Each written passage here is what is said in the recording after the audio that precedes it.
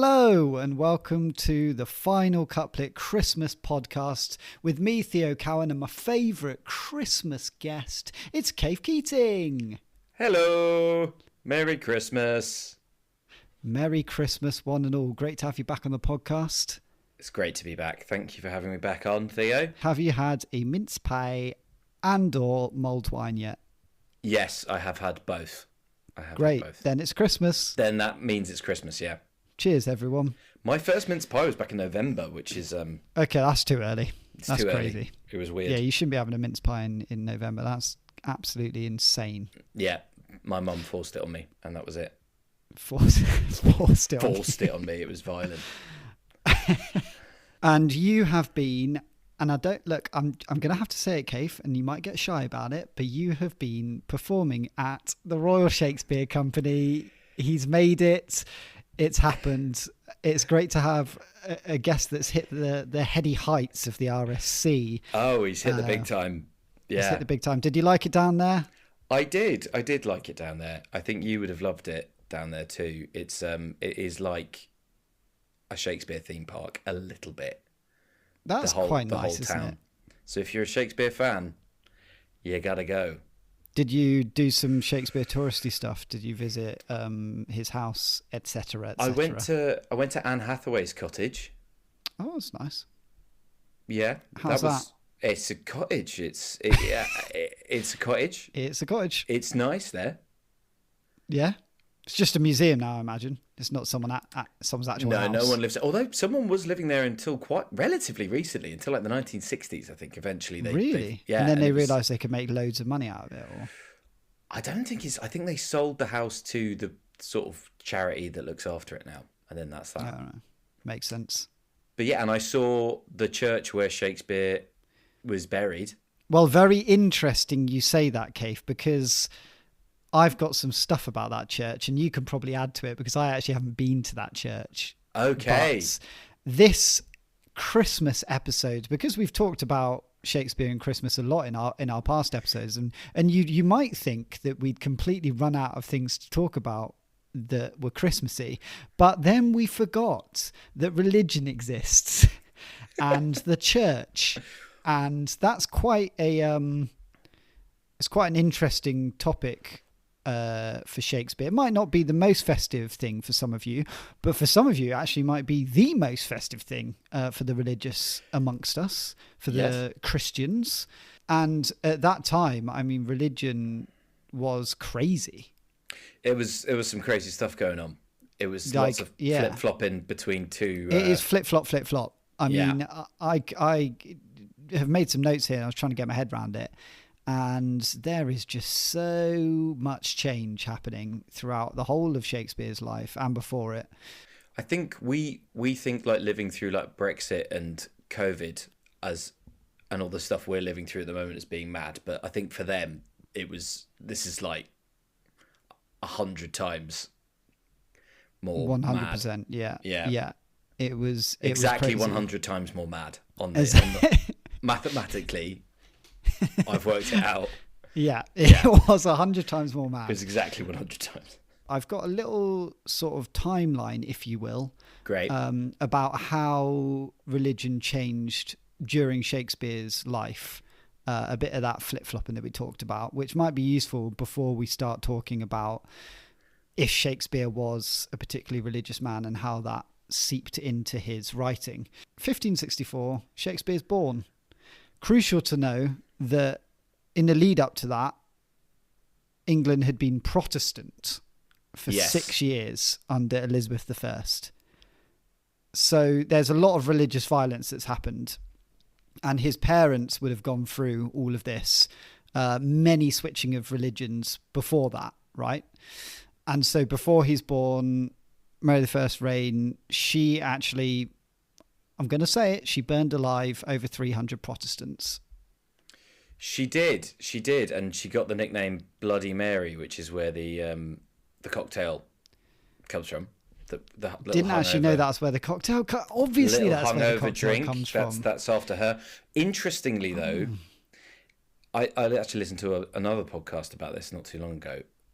That nickname is a little bit of that is Protestant propaganda, because there were Really? about 600 people at one point under Elizabeth, I can't remember the exact time, who were killed or executed for their religion, but no one calls her Bloody Elizabeth. Edward did a bit of that to Catholics as well. So I think because we ended up being Protestant, and that Catholic time under Mary was historically ended up being a blip, it was quite easy to paint her as Bloody Mary, but actually she was pretty bloody, but other people were also as bloody, if not bloodier. So Shakespeare, obviously, he's a little kid. All of this has happened before he's born, and then he's a kid, and the Catholics they've gone underground. They've been forced to go underground, right? And it is a Protestant England, and it is thought, actually, in my research, that is a potential that Shakespeare's dad was a Catholic. Well, the thing is, most people would have been like of Shakespeare's father's generation, because they would have been born Catholic, raised Catholic, and then there would have been this change. Yeah, and it's not just easy to go, all right, now I'm Protestant. Cheers, everyone.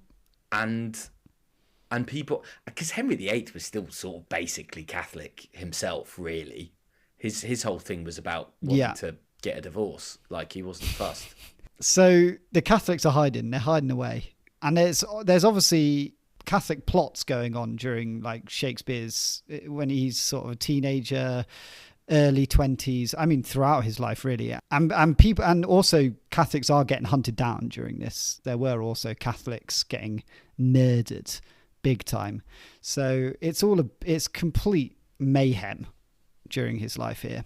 Then when he's 23, Mary, Queen of Scots, is executed, reinforcing the idea that religion equals treason. Yeah, well, there was this sort of plot to, because Elizabeth didn't have any children, Mary, Queen of Scots, who was her cousin, could potentially have become queen, but she was a Catholic. And I think there were people plotting to do that, and Elizabeth felt like she had to execute Mary. Yeah, for that reason. Yeah, she just had to. Yeah, this is really Christmassy, isn't it? This one. This is very Christmassy. Look, I'm trying to get this out of the way. Sorry, I'm going to stop interrupting you because with little bonus facts about execution. Look, I like the bonus facts, but there's maybe some festivities to come. Don't worry, everyone. But I think it's also worth mentioning that there was also some theatre censorship going on, right? In Shakespeare's, when he's in his 20s and 30s, the religious language is avoided on stage. Yeah. You had to be really careful about what you said. Yes, exactly. And skipping ahead in time, Shakespeare, in his late 30s, James I takes the throne, and Catholics are like, here we go. Maybe they're going to like us a little bit more. Because his mum was a Catholic, Mary. Yes, right, but not the case, sadly. And then came the Gunpowder Plot, which was obviously a Catholic plot to blow up Parliament, but that was thwarted. And it's probably worth noting that Macbeth was not long after written, or at least performed not long after that. So there's there's a lot of going on religiously during that time that almost certainly would have seeped into Shakespeare's writing. Hugely. Well, because the audience he was writing for would have got all those references. It was like loads of topical that's why Shakespeare sometimes these days is really hard to figure out, because there's all these topical jokes in there which we don't get anymore. And you get people insisting on keeping them in when you're doing performances of it. It's like, lads, that was a joke. That's like doing a joke about, like, Margaret Thatcher now, like about something she said recently. Let's just let it go. Just cut it. Yeah. And there's still audiences there's audience members always that pretend to laugh at them. And you're like, you don't get it. And if you do get it, you don't find it funny, do you? So yeah, it's not funny anymore. Might have been funny back in the day. Yeah. So that's really what that's my sort of like whistle stop tour of religion during Shakespeare's time. And also that going to the church for him on a Sunday was mandatory. So right, you had to go, or you'd be a yeah. heretic, So when I we guess. talk about, Shakespeare going to church, and later I'll talk about, the churches that say that they had him come to church, you're like, this isn't necessarily saying that Shakespeare was a deeply religious man. It was, he had to go to church. So this is why there's a load of churches in London that claim an association with Shakespeare and or his family. Yeah. How if you moved around a bit, how would they know? Like if it was like if you were living between two different places, if you were sometimes in Stratford and sometimes in London, and they're like, "Oh, Shakespeare wasn't here today." He could have just I was in London. I was in London, and then the church in London are like, "You weren't here today." Also, I was in Stratford. And you could have your Sundays off. Honestly cannot have been a really strict rule. How are they tracking it? Are they keeping a register? Shall I do my segment on Shakespeare and his many churches? I've entitled it. This is a little bit.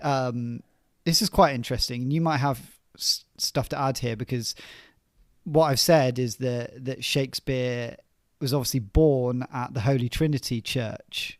Well, not at church. I mean, he was baptized at the Holy Trinity Church. Might have been born at church. Hey, I don't know. On a Sunday, you have to go to church. So if you're pregnant and it's like, "Oh no, I'm having the baby," it's like, no, church is mandatory. Yeah, you've got to be born there. So that might have been. And he was also buried there. So he was baptized and buried in the same church. Yeah. And Anne Hathaway was also buried at that church. They're actually buried in the church as well. Literally in it. They're in it, yeah. If you go in. Really? Yeah, I went there when I was in Stratford to make a little pilgrimage. That's nice. See, I said that with a kind of like sarcastic look on my face, but that just sounds really genuine, so now I'm having to justify it. But it was, it was interesting. And then went up to the back, and between the sort of like rows and rows of tourists, I saw a little brown stone where he is. Oh. Supposedly. Yeah. How can we know? No one knows. But I also love this little tidbit about Shakespeare, which I'm kind of like, this is very convenient, but I do like that he was born on the 23rd of April. He also died on the 23rd of April. Supposedly.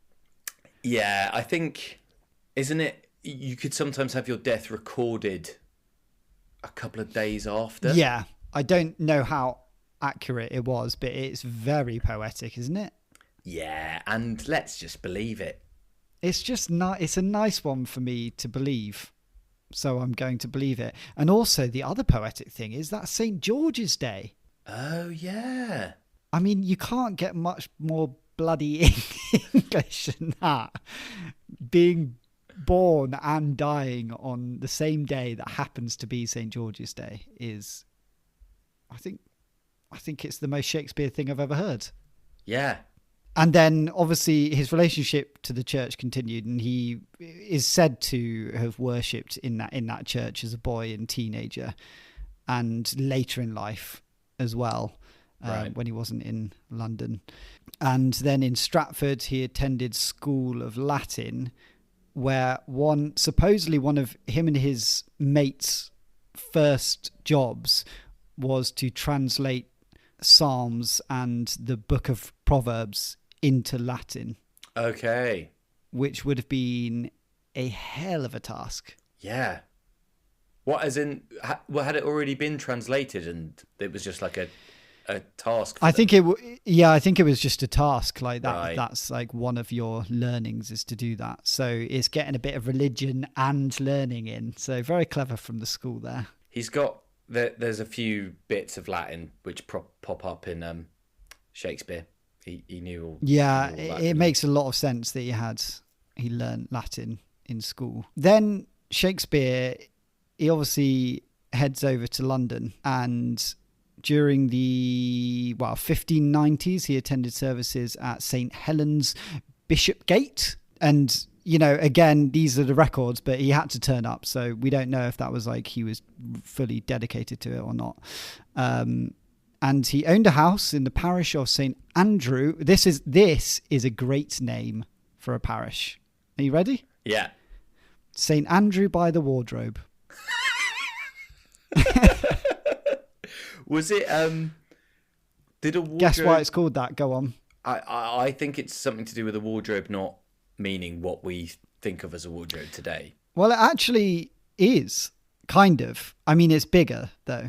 Was he hidden in a wardrobe because he was a Catholic? No, it's just it was just nearby the king's great wardrobe, where all of the king's royal robes were stored. Oh. Hence St. Andrew by the wardrobe. So it's St. Andrew and it's by the king's wardrobe. Right. Makes sense. Say what you see. Because there would have been a bunch of other St. Andrews, right? So yeah, right. Is And this St. one's Andrews by the wardrobe. by the drawers? Is it St. Andrews by by the closet? Yeah. By the bedside table. So that's a great name, isn't it? And then obviously he would have gone to St. Paul's Cathedral, which is right in the centre of London's book trade, where Shakespeare would have been knocking about all over. I mean, he'd be there. And not St. Paul's Cathedral as we know it today, of course. It would have been the big Norman old steeple. Different going to vibe. Get burnt down in about 62 years after he dies. A sad truth. And Southwark Cathedral he went to as well. Yes, I've got Southwark Cathedral on my list. Oh, okay.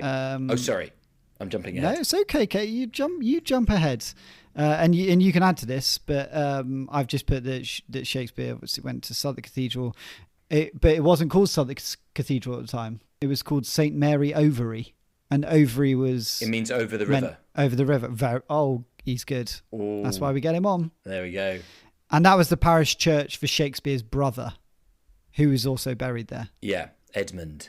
Very good. How does he know that? Wow. How does he know that? Oh, a little maybe bit weird. Maybe it's to do with having to do tour guiding jobs in between acting work. Maybe it's that. Maybe it's that very specific part of London that I happen to know that one bit of information about. And it's so funny that he's just linked to all these churches as well, and they've all got some sort of weird little monument to him or stained glass window. Yeah. And the first recorded performance of Twelfth Night happened in Middle Temple Hall, which was next to Temple Church. So they've all got their little connections, and they were like, yeah, Shakespeare, he loved it here. He really loved it here. Oh, he wrote some of his plays here. Just there. So those are some of Shakespeare's churches. And Kaffe, I would like you to speak now because I have spoken a lot. Well, maybe we could talk about what would have been happening in those churches, what would have been read. There's a book called the Book of Common Prayer, which... So obviously we think there's loads of phrases of Shakespeare from Shakespeare plays and indeed sonnets that we use all the time in English without realising it. As you know, we know that. But there's also loads of them from this. So there's a writer and theatre director, James Runcie, said on Radio 4, so, serious. Gotta trust it. You got to trust that. You don't understand English literature without the Book of Common Prayer, the Bible, and Shakespeare. Wow. That's what he says. So we would think of the Bible and Shakespeare very much, but we miss out on this Book of Common Prayer. So this was written by a fella called Thomas Cranmer, who was the Archbishop of Canterbury, and it was basically like writing the service out in English. Because under the Catholic Church previously, it would have all been said in Latin, which is a handy way, isn't it? If you don't want anyone to question what you're saying, if you can only ever read the Bible in Latin, you only ever hear it in Latin. If you don't speak Latin, you just have to take the priest's word for it. So it's convenient, that, isn't it? That's true. Which was why there was a big rejection, and you had to be very careful about translating it into English before the Reformation. Right, of course. You could get in a lot of trouble for that. So he started writing it very cautiously under Henry VIII, and the first version was published in 1549. So this was under Edward, who was the big time Protestant. Yeah. And so this would have been, and it was revised, and it wasn't a direct translation though. Cranmer did shift it to be more Protestant. So he took out the sort of a lot of references to the saints, a lot of the more Catholic stuff. Convenient translation then. Yes, but it's still very much like held in high regard today because of its sort of literary beauty, as people say. Right, okay. So we're going to play a little game, Theo, called Shaky or Fakey. Shaky or Fakey. I'm going to read you some quotes, and I want you to tell me if they are from the Book of Common Prayer or if they are from Shakespeare. Wow. So okay, interesting. Wow. So, but they're sort of phrases that you hear all the time in everyday English. Right. So it's where were they first written down? So here's the first one. Can the blind lead the blind? Shall they not both fall into the ditch? Oh, it's good, isn't it? That's great. Whoever did that. Yeah. I sort of feel like I sort of want to say fakey. You are correct. That is fakey. That's a Cranmerism. Okay. Men's evil manners live in brass. Their virtues we write in water. Brass. Virtues live in water. Getting into the elements, are we? Yeah. It's good, isn't it? It's all good. Is that shaky? That is shaky. Oh. Yeah, there we go. Yeah, and funnily enough, that's from the play Henry VIII. And the person who says that is Cardinal Wolsey. So who's another one of those guys. He would have been another one of those guys. He would have been mates with Thomas Cranmer, or maybe not mates, yeah. but they would have been around at the same time. So it's kind of almost like a play on like what would have been in the so like the language is similar to yeah. And Shakespeare, when he wrote Henry VIII, was probably the play that he had to be most careful about because it was the closest one to living memory that was actually set in England. So yeah, that's why but a lot of people don't think it's very good because it's a little bit he's not really being very cutting, he's being a bit safe. Anyway, safe Shakespeare rubbish. Judge not and ye shall not be judged. Judge not, and well, I mean that sounds fakey, doesn't it? But could it be shaky? It sounds so fakey. It's fakey. It is fakey. Okay, right. Yeah, that's Cranmer. Some rise by sin and some by virtue fall. That sounds very shaky, but it also could be fakey. I say this about all of them. That sounds very shaky. But God, if it's not shaky, then he's ripped it off. It's shaky. It's shaky. Okay. It's from Measure for Measure. Yeah, I feel like I feel like I remember that. In that. That's a good line. Okay, next one. I've got 4 more. I've got 30 more. 36 more. Your gentleness shall force more than your force move us to gentleness. Ooh. You'd want to hope that's shaky. It is shaky, yeah. That's nice, that. Okay. You've got them all right so far. I'm feeling the pressure. Well, you're a real Shakespeare scholar these days. You've been doing this for a long time. You can just got instinctive understanding of what it is now. All right, you ready? All of you be subject one to another and be clothed with humility. Humility feels very religious-y. Yeah, it is. It's fakey. Yep. Well done. The evil that men do lives after them. The good is often turrid with their bones. Bloody hell. That is brutal. Feels fakey? Yeah, shaky. Oh, no! It's funny that you said brutal, though, because it's from Julius Caesar. But it's Mark Antony who says that. Oh, no. I was doing so well. That's good, though, that, isn't it? But that it does sound quite religious, doesn't it? Well, I deliberately picked ones that sounded religious to try and trick you. Yeah. Right, last one. When I was a child, I spake as a child. I understood as a child. I thought as a child. But when I became a man, I put away childish things. For now we see through a glass darkly, but then face to face. Now I know in part, but then shall I know even as also I am known. Oh, what is going on there then? I can't tell if that's like incredible writing or really bad at the end. Yeah, it might have been my reading of it. I thought I was going to stop talking sooner than I ended up stopping. It just kept going. What's he saying there? When I was a child, I spake as a child. I understood as a child. I thought as a child. Makes sense. Yeah. But when I became a man, I put away childish things. Mm-hmm.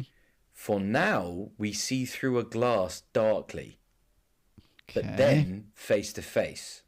Now I know in part, but then shall I know even as also I am known. Bloody hell. I mean, it is confusing. I think it's the idea that when you die or when you go to heaven, maybe you'll actually be able to understand everything. Right. Just as when you were a child, you only understood as a child, and then when you became a man, you can see look through a back glass and see, darkly. Yeah. It's not, you don't see it clearly. Yeah. So it's almost like while we're alive now as people, we're a bit essentially like children, and when we die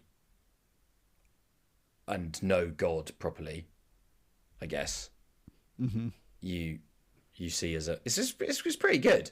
It is good really metaphor. It is good. It is good. But It's is it shaky or fakey?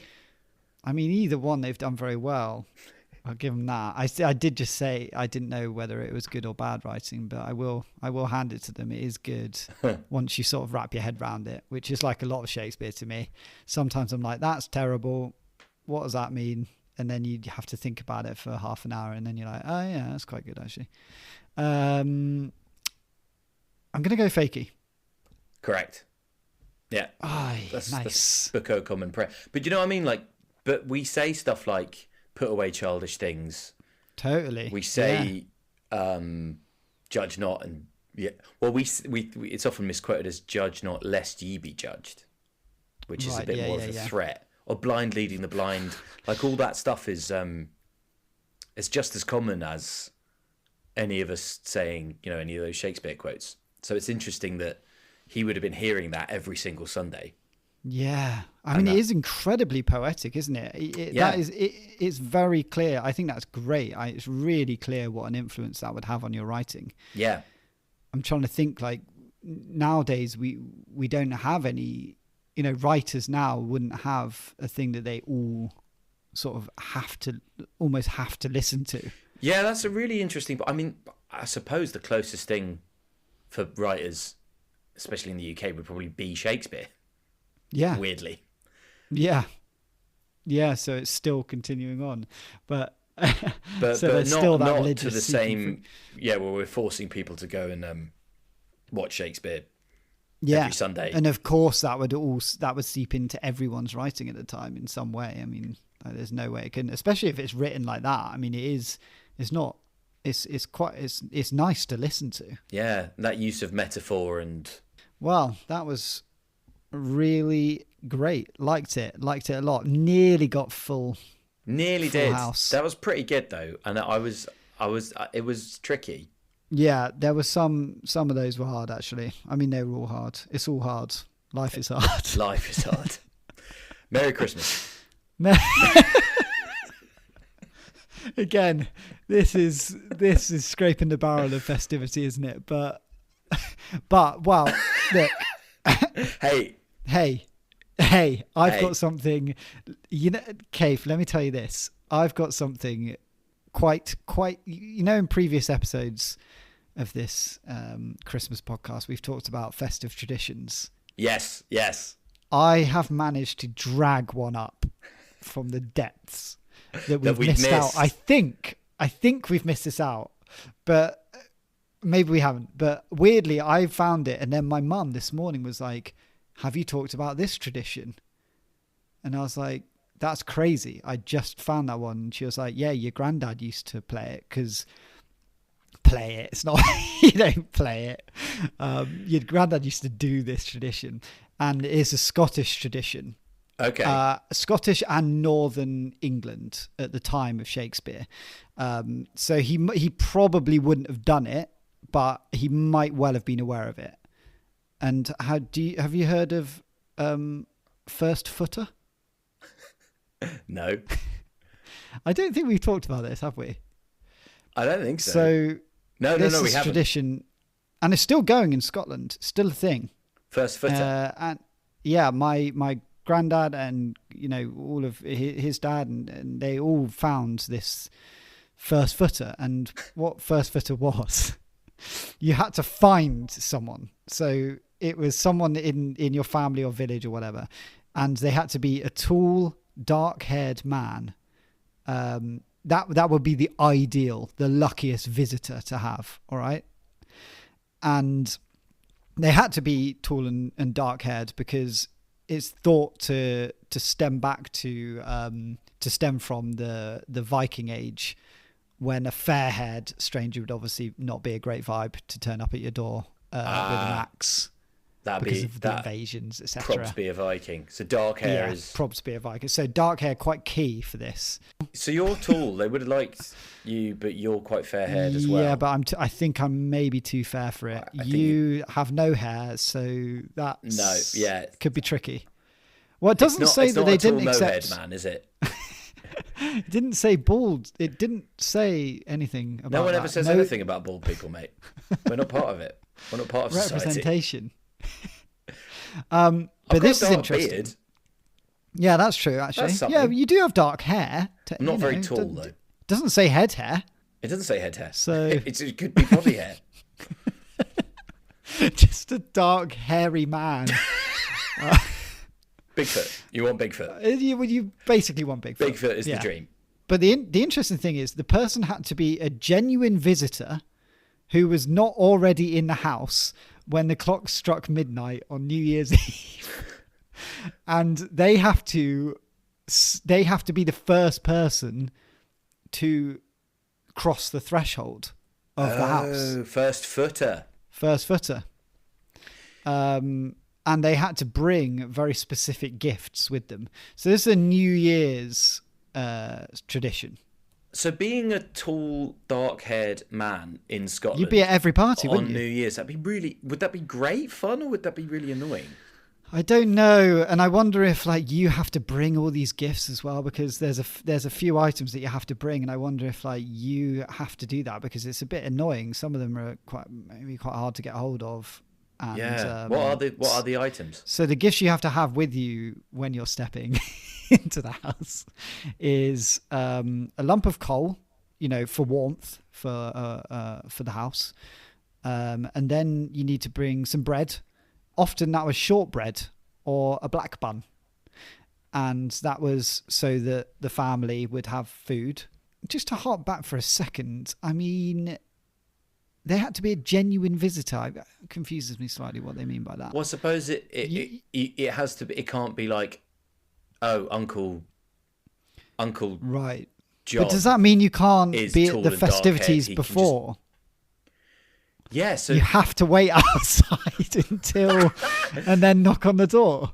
Well, I suppose you could be having your own festivities somewhere else where you're actually from, because you couldn't be the first footer for your own family, right? So I guess you can. Yeah, that's true. Get drunk there, and then just before midnight, be like, "All right, bye everyone." You'd hate to be late, though, wouldn't you? I got to take this coal and this, and if I don't leave now, then. Yeah, it's quite important that you make it on time. Good way to get out of an awkward family situation you're not enjoying. That is true. Is it? See you later, guys. I've got to go be first footer. Be the first footer. I'm first footer this year for the Maguires. So apparently, my granddad was chosen quite a lot. Was he? Yeah, it wasn't that tall, but I guess they're scraping the barrel. Did he have dark hair? He did have dark hair. Yeah, he did have dark hair. No, he was a tiny blonde. Tiny blonde man. I knew him with grey hair, so it's a bit. I guess it gets harder with age, probably, to be the first footer. Anyway, the other things you have to bring with you are a silver coin for financial prosperity. So yeah, it's a bloody list here. Yeah, I mean, they're not messing about. Salt for flavour and preservation. So it's all symbolic of It's all symbolic of, and meant the to be year you're to going to have a come. good year. Yeah. Yeah. And then, and this is taking a piss, I think, a little dram of whiskey, which probably would have been So expensive you to have get, to bring get that? hold of that. You have to bring Sure. all of this with you. And that's to toast the new year with the host. What do you get out of this if you're the first? Well, first? exactly. Exactly. You get nothing out of it. You're just doing a favour for the family that invited you in. It's actually a big faff to be the... God, yeah. If you're a first tall, fella. dark-haired man for New Year's, I'm going away for New Year's. Yeah. I'm Yeah, going away so- if that's so- the case. I'm not staying in Yeah. Scotland for that because I'm You have going to to buy be all this incessantly. Yeah, silver coins. I won't have any Silver coal coins. left. I won't be able to have Yeah, you're going to have a miserable new year. horrible. You've just spent your silver coin and salt and No whiskey. your last dram of whiskey on Well, a bloody yeah. family.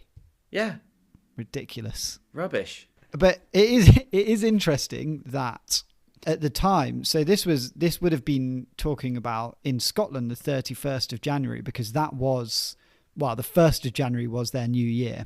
So New Year's Eve was 31st of January. But at the time in England, that was not the case. Yeah, Their New Year was the 25th of March, because why the hell not? yeah. I've got the whole story of this. It's wild. So Julius Caesar established the Julian calendar, and the January 1st was New Year's Day on that. But then they realised that, well, in Europe, in like Catholic Europe, they wanted to have a day with more religious significance, and England chose March 25th, which was the Feast of Annunciation. So England didn't join the Gregorian calendar, which is the one we use today, because the problem with the Julian calendar, the one Julius Caesar made up, which to be fair was 446 BC, they made that Yeah. up. He'd over-calculated the length of a year by 11 minutes. And so by the 16th century, this had added up to 10 days. So they were 10 days over because of these minutes being out. I don't really understand how that works, but there we go. That's crazy. Yeah. So England was using this calendar that was out by 10 days. So the Pope at the time, who was Gregory the 13th. Gregory. Gregory. Pope Gregory much. Go Pope on. Gregory, no, you don't hear about him. He created a new calendar to be used from 1582 onwards, which was the Gregorian calendar, which we still use today. Ah. But because he was the Pope and England was Protestant, we were like, we don't need your stupid calendar. So we continued using the one that was wrong Oh, God. for like another 200 years, basically. I was wondering why we still used it. That makes a lot of sense. That is Yeah. crazy. And then it wasn't until 1752 when we decided that finally enough was enough and we need to catch up. And then so they just Brilliant. skipped a bunch of days in September to catch up. So the 2nd of September became the 14th of September the next day. Meanwhile, Scotland saw sense and... Yeah, but that would have meant that you would have crossed the border from England to Scotland and the day or even the year could have changed, Yeah, that is mad. depending on which calendar you were following. And I also quite like that. Seemingly Scotland were quite enjoying, New Year's Eve with the drams of whiskey and whatnot, and The you've got tall, dark visitors coming strangers. in, tall dark stranger bringing you coins. Yeah. Whereas in England, they would just there wasn't a celebration on New Year's Eve. It was just get your affairs in order frantically. Supposedly. Well, I think it depends which year you're talking about.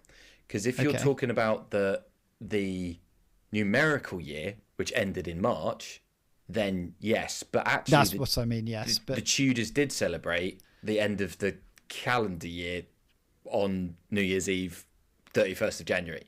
did they? They did. Did they do anything other than just it being part of Christmas or? No, mate. This was when you gave presents. Oh, Yeah. wow. So it wasn't Christmas. You didn't get presents at Christmas. You got them at New Year's. It was a massive day of partying. Henry VIII encouraged people to bring him presents Of course he did. with the clear, sort of subtext being that the better present, whoever gets me the best present is going to get something good happen to them. God, next that's the year. most Henry VIII thing I've ever heard. Yeah, v Henry VIII that. So Wolsey, who we were talking about earlier, who Yeah. was quoted by Shakespeare, or given lines by Shakespeare, once gave Henry VIII a gold cup worth £100, which is about 50 grand in today's money. Absolute brown nose. What a Wolsey suck there. up. Yeah, you know what I mean? Pathetic. Can you imagine someone doing that to Trump now? Can you imagine Trump doing this to Hey, Vision? as I was looking this up, I started to realise Trump basically is Henry VIII. Like let's do a Yeah. podcast on that. I could Multiple totally wives. imagine. Big guy, ginger, overweight, absolute tyrant. So some of the more unusual gifts that Henry received included Yeah. dog collars, Ooh. which is kind of Kinky. kinky, isn't it? Some cheeses. That's not weird. That's not Makes unusual. sense. That's not that weird. And a marmoset monkey. Yeah, that one's weird. I feel like if you gave him all of those things at once as part of like a hamper, that would be unusual. That would be unusual. Yeah. I wonder if giving the monkey, it'd be hard to know what was enough, wouldn't it? The monkey, would you be taking it longer and this is definitely enough? Yeah. The cheese, I'd be worried. I'd be worried that would be enough. Yeah, especially since like last year, Wolsey gave him a really expensive cup. So you're bringing cheese. I I've mean, just maybe got some cheese. go back to the drawing board on that one. I would. Oh, what else have I got in the cupboard? I've got some old dog collars. I'll bring those. I'll just bring those as well. Elizabeth I got loads of gifts, including toothpicks made out of gold. Oh wow, that sounds painful on your teeth. If Yeah, anything. yeah. And she actually decreed how much each person was supposed to spend on her, according to their rank. That is crazy. Yeah, that's fun, isn't it? There's a little story here about a courtier who got in trouble. His name was Sir Philip Sidney because he'd suggested she should get married, which famously she wasn't up for. And then at New Year's he presented her with a jewelled whip to demonstrate his subjection to her will, and he was forgiven. Wow. Yeah, so there we go. Jeweled whip. A jewelled whip. Again, pretty kinky. Very kinky. I wonder if the old dog collars came out on the same day. Yeah, dad's old dog collars. Oh God. Funnily enough, though, there were people who were still celebrating New Year at the end of March, which is a possible explanation for April Fool's Day. Oh. Because people who were still insisting on keeping the date at the start of April, I guess That's good. were fools. Losers. Stupid idiots. I don't know. Let's bring it back for a laugh. Maybe one year. We all just celebrate the New Year at the end of March. Well, that's what accountants do, isn't it? Well, do they celebrate? They celebrate. Oh, mate, they give each other gold toothpicks. God, I'd love to go to one of those big accountant parties. They're crazy. The dog collars are all out. Golden whips. Well, I have this little present for you, mate. Oh, wow. Okay. I'm so excited. I am genuinely excited. Are you Should excited? I think you'll be able to figure out what this is pretty quick because you've read enough of them by this point. The final couplet. That's what this is called. Wow. Congratulations, Theo, my old friend. For many moons you've toiled tirelessly, and now at last you're coming to the end of this long storied path of poetry. But ere, which means before, but you know that, we mourn the end of your adept translations, the time has come to don our Santa hats and sing our songs of Christmas celebration. So open up the oven for the turkey, who all the way from Norfolk will have walked. Put not the boar's head in, though, for prefer we to eat it raw with bay and rosemary stalks. Now, since you always love when sonnets do that thing when they continue, here's part 2. Bring out the Tudor Christmas pies and chewits before the mummers all kick down the door, perform a scary play and make us watch it, then steal our money bags and leave us poor. We'll play Hot Cockles, though it's pretty weird, Snapdragon and the one with poles and chairs. We'll find out who the Bean King is this year and finish with our favourite, Shoe and Mare. Remember that? So Merry Christmas, pal. You're nearly done. Not long until you hit the 154 I'm honoured to have joined for festive fun, and with excitement I am waiting for the final couplet to find out just what the hell Shakespeare was on about. Oh, wow. There you go, mate. That was amazing. I love that. Oh, and if I'm you very want to touched, actually. spend an episode analysing that, that's Well, that'll fine. be the final couplet episode. Well, That's just be me analysing that.